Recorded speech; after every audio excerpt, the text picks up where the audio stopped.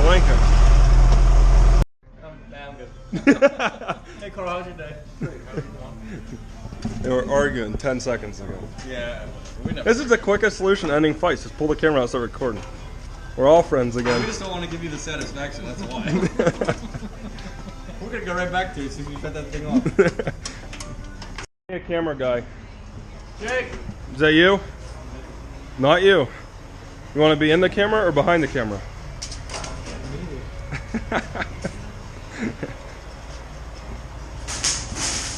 You want to hold her? No.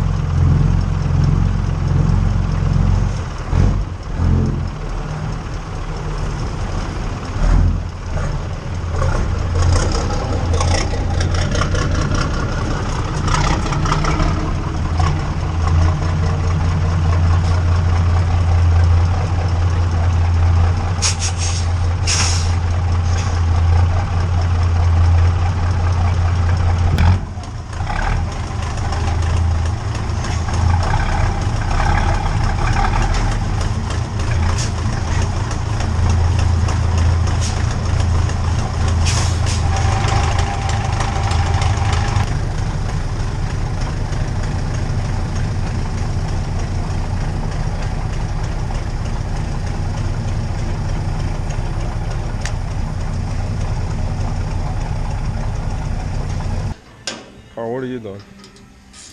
He wants to see how many he's going to count the rotations on that roll. Yeah, so I can calculate the amp draw through the eddy current that comes through here. So you can. Yeah. You also have to count the nicks in a wire.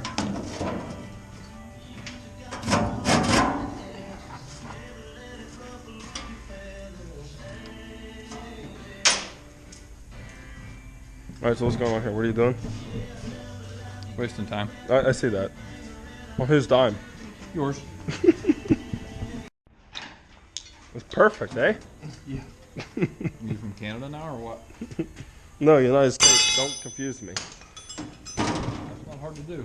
He thought the A would be better for the ratings he has in Canada. He wants to appeal to I'm trying to win over both countries here, eh? He wants to appeal to a broader audience. Hey, don't make my bed green.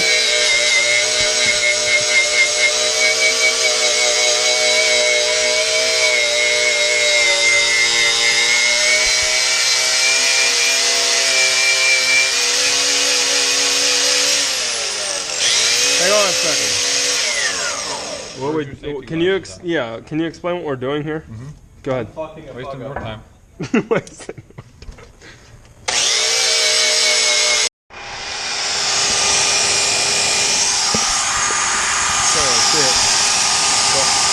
Channel. There we go. So we're going to take a piece of C channel, used to be C channel, like this one here, because it's too wide, we're going to cut it down to size, and we're going to weld that to here, so this pin comes up through it and we can still pin it. So that's what's going to hold this welder down. So we're going to weld this to the welder, drill a hole, pin comes through, put a cotter pin through it. That's it. Okay, I'm just gonna touch base today on what we got done with the Mack and the new welder I got for it. I was requested to make a video of this welder once it was on the truck. For the guy I bought it off of, he wanted to see the truck with the welder he had on it, so this is a video for him. Here it is. So this is a Lincoln SAE 300. It's a 300 amp welder. You got your negative and your positive sides. So what we did today was we did take the old one off. Question's gonna be, why would you take the old one off? I took the old one off because, to be honest with you, I think the carburetor needs rebuilt. It ran decent. It welded great, but the carburetor was giving me a little bit of an issue. I was buying tractor parts and seeing this thing sitting in a corner, and you know, he gave me a fair shot, and I think we both walked out pretty happy with it. So I decided to take the old one off and put this one on it. What is in this thing is a GM Detroit engine. It is a 2-cylinder Screaming Detroit. It has all your gauges here, your water temperature gauge, your oil pressure gauge, the hour meter, which only has 572 hours. I did put 4 hours on this machine already. Just running it, making sure it worked good before we put it on the truck. And also what we got done today too is this 100-foot hose reel. We did put this on it. So that's that. So here's what we did for the mounting system. I'll go over here so I can explain a little bit better. So just like the old welder, we have brackets. This pin is welded onto the bed from underneath. So this pin stays with the bed of the truck. We make our own brackets from the welder. That way when you want to take the welder off, you just pull that pin off and it stays on. So there's 4 pins for the welder, 2 on that side, 2 on this side. Same thing, you just pull the pin, lift them off. And so that's that. That was a little tight. Really tight. But anyhow, so you pull the 4 pins and you can lift the welder off. Now I do have on the back of this the LED lights. Those are up top, and we got them to the side. There's 2 lights. There's one on this side, there's one on this side. I do remember making the video of showing you how these adjust. You just loosen this handle, you can lift it up, change the angle, whatever you want, and you just twist it shut. Now how I did that, just to explain it real quick, it's just a bolt welded with a piece of rod. So you can use like a T-handle, and inside there, it just tightens that piece of rod down to keep it stationary. So now I'll show you something else, how I can disconnect this machine right off this trailer really quickly. This is a trailer, it's hard to see it, but there's a trailer plug wiring. So all you have to do is unplug it and unplug this, unplug it, and take these bolts, the pins off, 4 pins, the whole machine comes right off. So you can do whatever maintenance you want to do to it. It's easy accessible because its removal is really fast. So again, this is a GM 2-cylinder Detroit diesel. We changed the oil filter, changed the air filter. It's just an oil bath up there, so basically just changed the oil out of that. Put new belts on it. They were really loose. We got new belts, a new alternator. I put my quick disconnects on here, so those just hook up real easy. So this welder, it did take a little bit longer than I thought to switch over, but in the end it's on here and it's done. We also, and I can't show you right now, but earlier this week we put new Mexicans underneath the truck.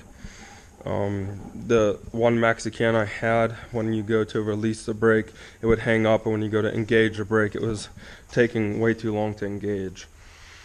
So we had to put new Mexicans underneath of it. So this week, new Mexicans, took the old welder off, put this welder on. Again, it's a GM Screaming Detroit 300 amp welder versus a 1965 6-cylinder Dodge Dart engine, 400 amp welder. I did say it was a 500 amp, it's not, it's a 400 amp welder.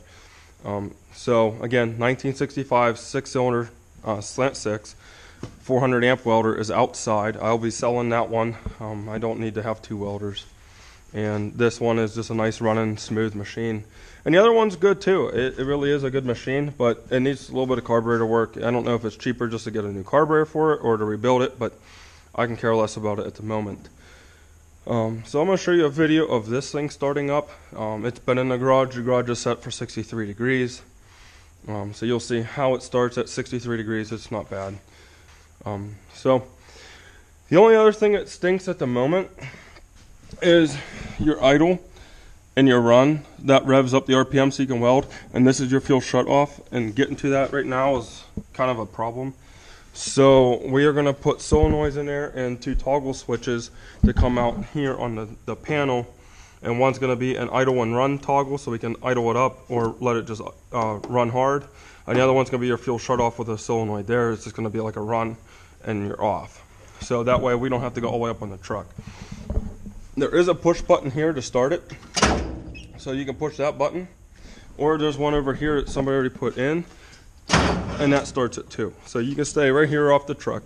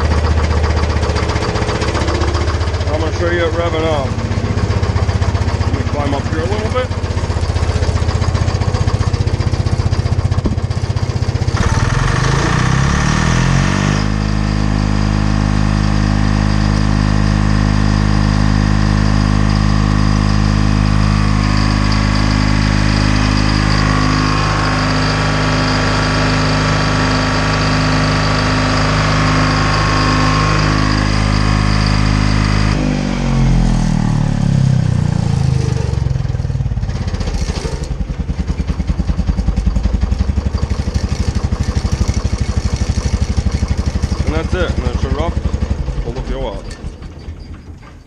So it's a really smooth running machine. It is, I think it's going to help us out a little bit. Like I said, I was just kind of tired of that carbureted gas job. Also, I've noticed too, this has a lot less wiring on it for the welder part. We have on the old machine, there's a bunch of coils here and relays and just a ton of wires here. We don't have none of that. These wires here are just for the LED lights. You got your battery and that wiring right there. So there's a lot less wiring on this one, which on a mobile truck that gets bounced around a lot, I think it's in your benefit to not have as many wires. So that is the new welder that's on the truck now. I was not expecting this, to be honest with you. I did not see this coming. It just happened to be at the right place at the right time, and I knew what I wanted to do with it. Some of the questions I can touch base with in here is inside the truck.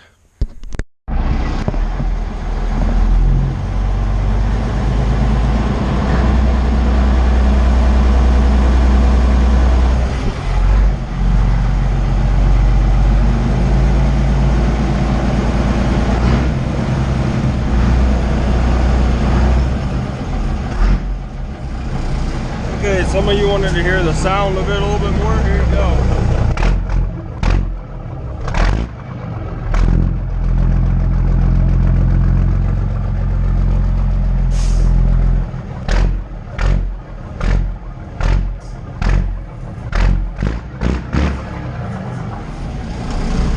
Okay, enough of that loud, obnoxious stuff. Again, touch base. We built the radio, top piece here. Actually, Greg did this for me. We all worked on the truck. I mean, everybody here put their 2 cents in it and got to play with it. So we built the box on the top for the radio. Underneath that, we have the CB. Remember, I did tell you everything did work besides that fuel gauge. It does work. All the lights are on. There's the old time clock. It works. I mean, like I said, the lighting, if you hit it, there it is. It works. It still comes on. Now I'll explain this real quick while I'm here. And I don't know if you can, again, that mileage, 985,114 miles. And you can see the speedometer's in there too. And then your time clock's right in front of it. Okay, so how that worked, you open this thing up, you put your card in there, and then you could turn right here. It's hard to see, let me turn some lights on. Okay, so right here, there's a little twist out. And you could twist that thing, and keep twisting it, keep twisting it, keep twisting it. And that worked the clock in the front. I twisted that thing up, it probably lasts you about 12 hours. It's annoying to keep twisting. So I'm not gonna keep twisting it. But anyhow, you put your card in here, you close this. A lot of companies had a lock on this so the drivers couldn't access it. And every, let's just say 15 minutes, and older guys would know more about this than I would. But this is just the stories I hear. Every 15 minutes, it would stamp that card with their time, their speed, and their mileage. That's how their companies kept track of how far that truck went. So everything was logged through this. It's kind of cool that it's still on the truck, and it does work. Like I said, I mean, it's all there. So we just don't use, the speedometer does not work, but if I had a speedometer cable, it would work. I just use a GPS. It's easier that way. These switches here are for your lights. Again, they still work individually. I can do that one while that one's off, and I can do this one as well. I do have this sun visor still in here. It does work. Not very well, but it works. So, again, if you notice too, this has one transmission. That was a big thing I did not, I apologize for not going over, but this is a unishift transmission. It came that way from Mack.